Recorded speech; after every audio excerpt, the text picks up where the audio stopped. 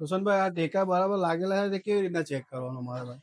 પ્રકાશભાઈ, આ ટેકા ખરેખર આપણા સ્લેબ ભરતી વખતે ખૂબ જ અગત્યના પાઠ ભજવે છે. આ તમારે ચેક કરવા હોય તો બે રીતે તમે ખાસ ચેક કરો.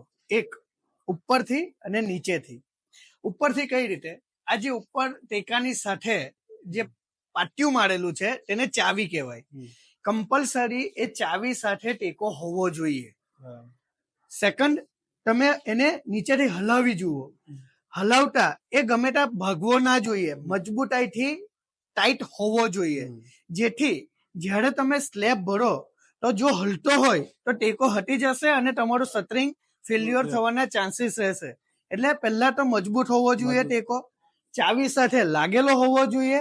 કારણ કે સ્લેબ ભર્યા પછી 11 થી 14 દિવસ સુધી એ પોતાની જગ્યાએ બનેલો રહેવો જરૂરી છે. જો એ પોતાની જગ્યાએ નહીં બનેલો રહે તો તમારો સ્લેબની જે ભરાઈ થઈ હશે તે બરાબર નહીં થાય, અથવા તો સ્લેબ ભરતી વખતે ફેલ્યુઅર થવાના ચાન્સીસ પણ બનેલા હોય છે. તો તમારે ખાસ બે વસ્તુ ચેક કરવી જોઈએ. ઉપર ચાવી કમ્પલસરી લાગેલી હોવી જોઈએ અને નીચેથી ટેકો મજબૂત ટાઈટ હોવો જોઈએ.